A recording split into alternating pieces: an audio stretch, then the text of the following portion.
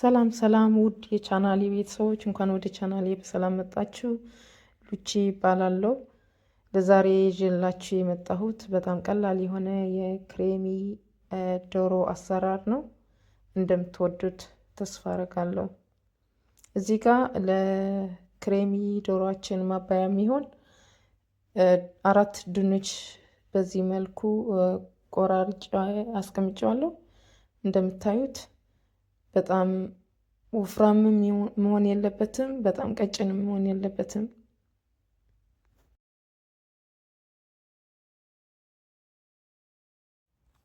ለድንች የተጠቀምኩት ቅመም ፓፕሪካ ፓውደር፣ እናንተ የፈለጋችሁት ቅመም መጠቀም ትችላላችሁ። ቁንዶ በርበሬ፣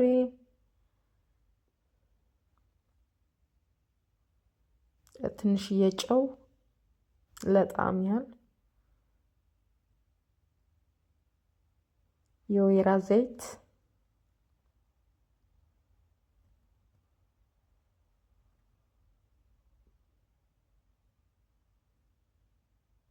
ከዛ አንድ ላይ በደንብ አድርገን እንቀላቅለዋለን ድንቹ ከቅመሞቹ እንዲዋሃድልን።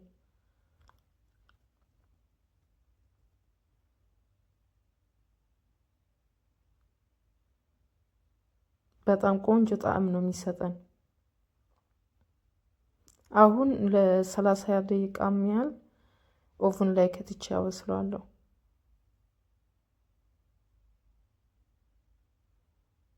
እዚህ ጋር ጨው የሌለው ቅቤ አቀለጥኩኝ፣ 1 የሾርባ ማንኪያ ቅቤ፣ ትንሽ የኦሊቭ ኦይል ለጣዕም ያህል፣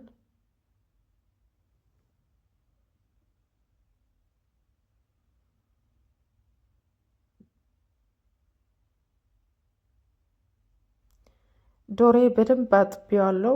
ውሃ እንዳይኖረው እንዲደርቅልኝ ስለፈለኩኝ በኪችን ፔፐር በዚህ መልኩ አደርቀዋለሁ።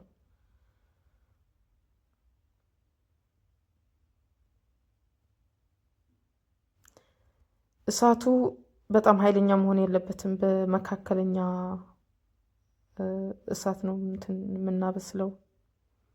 ኃይለኛ ከሆነ እሳቱ ዶሮው ዳርዳሩ በስሎ መሀሉ ውስጥ በደንብ አይበስልልም፣ ውስጡ አይበስልም። እዚህ ጋር የተጠቀምኩት ቅመም ፓፕሪካ ፓውደር፣ ብላክ ፔፐር፣ ኦሪጋኖ እና ትንሽዬ ጨው ለጣዕም።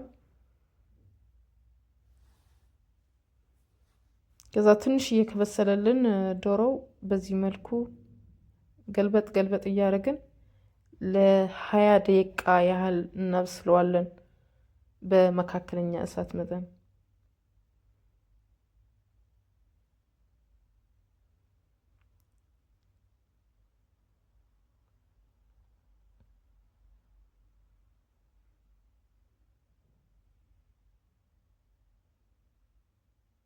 ዶሮው ዳርዳሩ በጣም ወፍራም ስለሆነ እንደዚህ እያደረግን ጫን እያደረግን በእጃችን እየቆየን ብናበስለው አሪፍ ነው።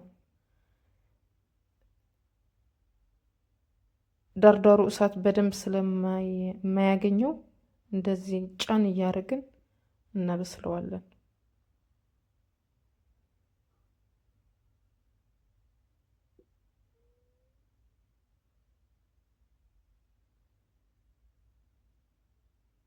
አሁን እየደረሰ ነው።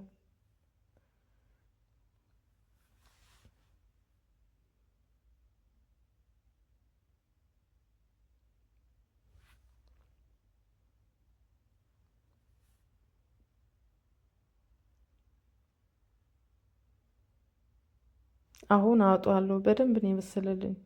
አያችሁት? ጎልደን ብራውን የሆነ ከለር ራሱ ሲያምር።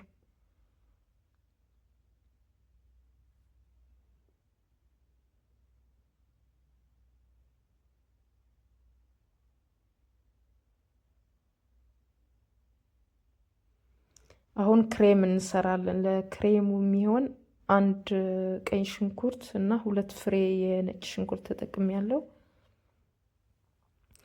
ሽንኩርቱ ለ2 ደቂቃ ያህል ከበሰለልን በኋላ በዚህ መልኩ እንደምታዩት የአንድ የሻይ ብርጭቆ ሄቪ ክሬም ጨምራለሁ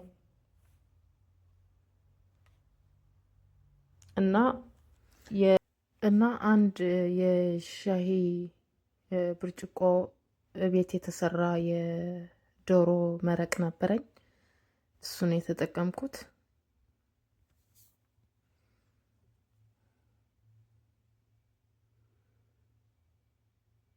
ከዛ በደንብ እንዲዋሃድልን በዚህ መልኩ እናማስለዋለን እየቆየን።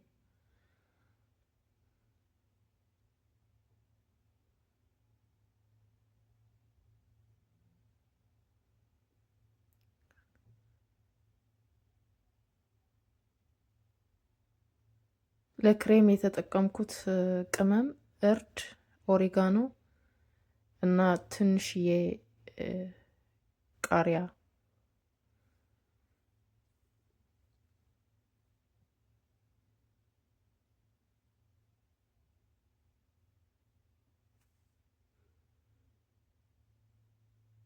ክሬሙ ትንሽ መንተክተክ ሲጀምር ትንሽ የጨውና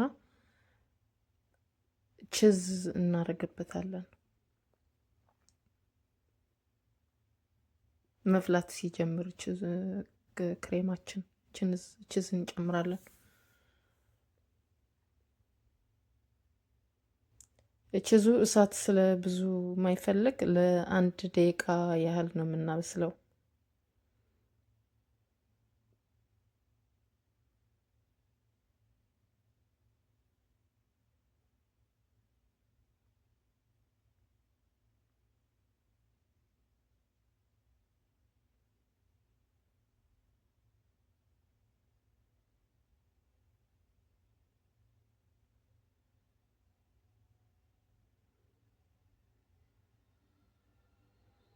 ከዛ ክሬማችን ከደረሰልን በኋላ በምንፈልገው እቃ ገልብጠን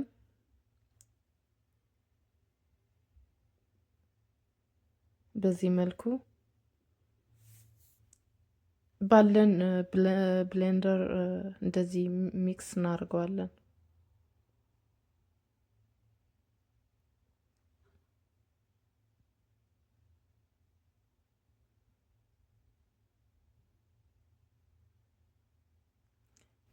ክሬሙ በደንብ መወፈርም የለበትም፣ በጣም ቀጭን መሆን የለበትም። ክሬም እየቀዘቀዘ ሲሄድ የመወፈር ባህሪ ነው ያለው። በጣም ወፍራም ከሆነ ደግሞ ጥሩ አይመጣም።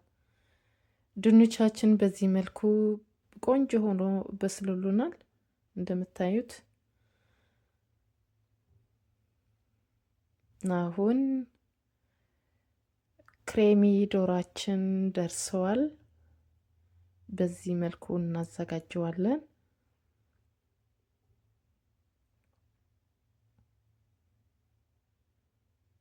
በጣም ቀላል ነው። ብዙ ጊዜም አይፈጅብንም። ቤታችን ገብተን ቶሎ ከስራ መተን ቶሎ የምንሰራው ምግብ ነው። እንደምትወዱት ተስፋ አደርጋለሁ። እዚህ ጋር የፈለጋችሁት ቅጠል መጠቀም ትችላላችሁ። እኔ ትንሹ የባሮ ሽንኩርት ነው የተጠቀምኩት።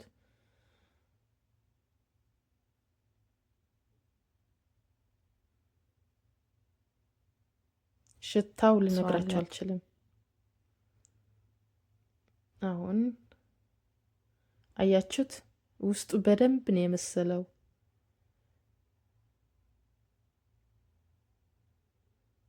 አሁን ቀምሰዋለን።